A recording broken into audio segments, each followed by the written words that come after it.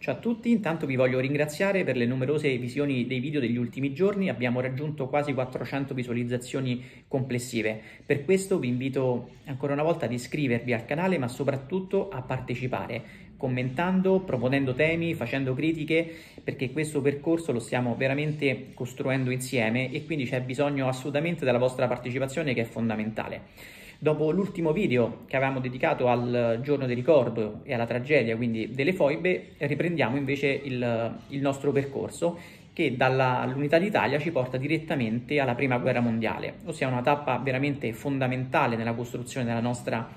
identità nazionale. Se uno dei protagonisti del Risorgimento, Massimo d'Azeglio, aveva sentenziato con una frase rimasta celebre: "Fatta l'Italia, è il momento di fare gli italiani", ecco che sul piano storico possiamo affermare senza dubbio che la Prima Guerra Mondiale diventa veramente il compimento definitivo del processo risorgimentale. Qui veramente si fa l'Italia e si fanno gli italiani. Per questo vogliamo dedicare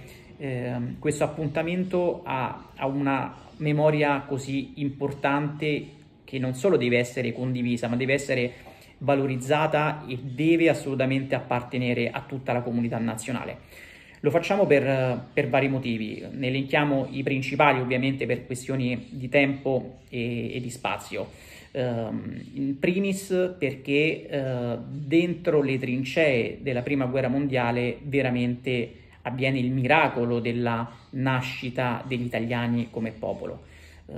Persone di estrazione sociale, culturale, linguistica totalmente diversa, spesso con la vera difficoltà anche della comunicazione, quindi con fenomeni di incomunicabilità, si trovano uniti fianco a fianco nel fango e nel sangue delle trincee. E non è retorica, perché veramente all'interno di questa situazione disumanizzante nasce l'embrione di quello che è il popolo italiano. Parliamo tra l'altro di persone appartenenti fino a pochi decenni prima a stati preunitari non solo diversi, ma che nella maggior parte dei casi si erano addirittura combattuti anche aspramente, che avevano conosciuto per secoli la dominazione straniera e che adesso per la prima volta invece si trovano fianco a fianco, uniti per lo stesso ideale, a combattere sotto la stessa bandiera, sotto il tricolore. E questo è qualcosa quindi che cambia profondamente la storia della nostra nazione. Poi c'è un secondo aspetto altrettanto importante, che è quello del ricordo del sacrificio immane dal punto di vista umano che ha subito il popolo italiano durante questo gigantesco conflitto. L'Italia ha pagato uno dei conti più salati di tutte le nazioni che hanno partecipato alla Prima Guerra Mondiale. Si parla di quasi 650.000 morti e decine di migliaia di mutilati ed invalidi. Un numero enorme in rapporto soprattutto alla popolazione, che ci fa capire quanto questo sacrificio sia stato profondo e come in ogni famiglia italiana ci sia inevitabilmente il ricordo di questa orrenda mattanza, ma che nello stesso tempo ha portato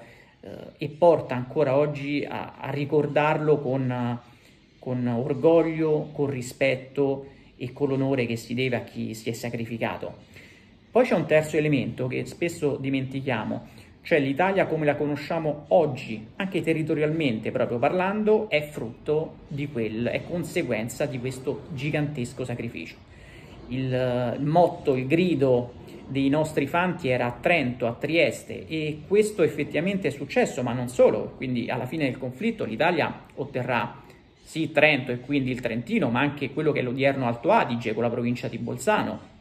larghi territori della Venezia Giulia, quindi non solo Trieste, ma anche Gorizia, oltre ad altri possedimenti nei territori orientali come nell'Istria, nella Dalmazia, non ancora Fiume, lì sappiamo che poi si aprirà un altro capitolo dopo il conflitto, territori questi orientali che invece poi perderemo alla fine del secondo conflitto mondiale. Però l'Italia come la conosciamo oggi con i nostri confini alpini è frutto, bisogna sempre ricordarlo, di questo gigantesco sacrificio umano.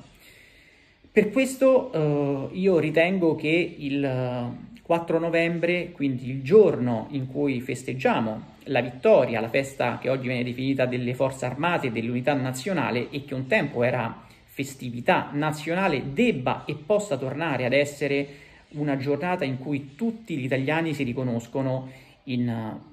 non in una retorica nazionalista o sciovinista per esaltare la vittoria contro, a danno tra l'altro di altri popoli europei, ma proprio per ricordare questo gigantesco sacrificio di cui siamo figli come popolo, ma anche proprio come confini geografici. Quindi credo che se c'è una data unificante, non divisiva, che possa appianare anche quelle che sono storicamente le divisioni, i contrasti tra italiani, sia proprio quella del 4 novembre. Quindi credo che una riflessione su questo sia assolutamente necessaria e doverosa. C'è poi un altro aspetto che non vogliamo assolutamente sottacere e che sono gli aspetti di orrore di ogni guerra e della prima guerra mondiale in particolare. Una guerra dove per la prima volta entrano in gioco le masse, milioni di uomini di ogni area geografica, dove entrano in gioco le armi moderne e quindi dove la mattanza diventa veramente di proporzioni gigantesche. Ma qui vogliamo sottolineare un aspetto particolare e peculiare quasi proprio del primo conflitto mondiale, quello della diserzione, cioè di tanti che magari già direttamente dal campo di battaglia, di tanti ragazzi che semplicemente hanno avuto paura di andare all'attacco di un'altra trincea in maniera totalmente insensata, perché spesso erano attacchi militarmente insensati, usando giovani come carne da macello, come carne da cannone. E quindi c'è chi ha esitato, chi ha avuto paura, chi è rimasto traumatizzato, chi per anni ne ha subito anche le conseguenze psicologiche. Sarà enorme il fenomeno dei cosiddetti, in maniera fin troppo dispregiativa, di scemi di guerra usciti dalla tragedia delle trincee, che non hanno più recuperato la loro lucidità mentale per quello che hanno vissuto e per quello che hanno visto. E per questo mi ha colpito particolarmente un racconto che ho letto da poco dell'ex presidente della Repubblica, Sandro Pertini, capo partigiano, socialista, e che ha partecipato come ufficiale alla Prima Guerra Mondiale. E ha raccontato per anni di come, quando andava all'attacco con i suoi ragazzi, andava sempre con una pistola scarica. E per anni ci si è domandati il perché, che significato potesse avere una pistola scarica, e tra l'altro militarmente in un assalto non ha neanche un ruolo dal punto di vista militare. E il significato era probabilmente più profondo, sia che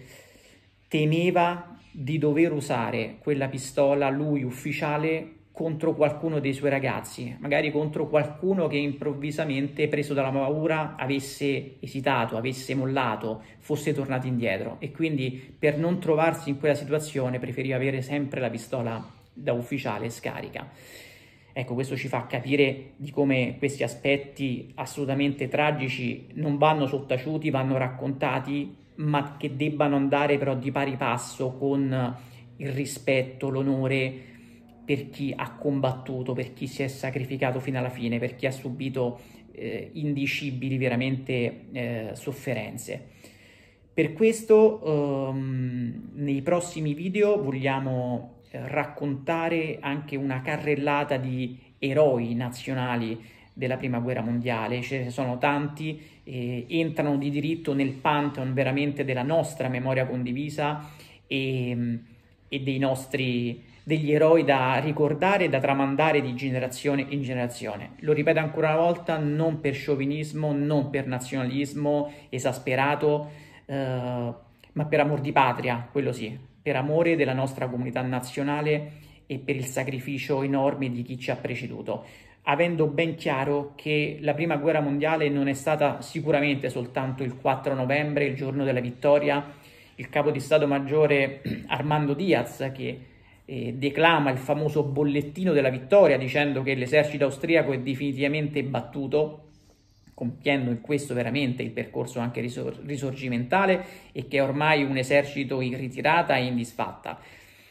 Ma non è soltanto questo, ci sono altri lati molto più oscuri, lati veramente di tragedia e che dobbiamo tenere insieme all'interno però del ricordo doveroso che dobbiamo ai nostri soldati, ai nostri fanti, ai ragazzi di tante leve che si sono sacrificati fino alle estreme conseguenze.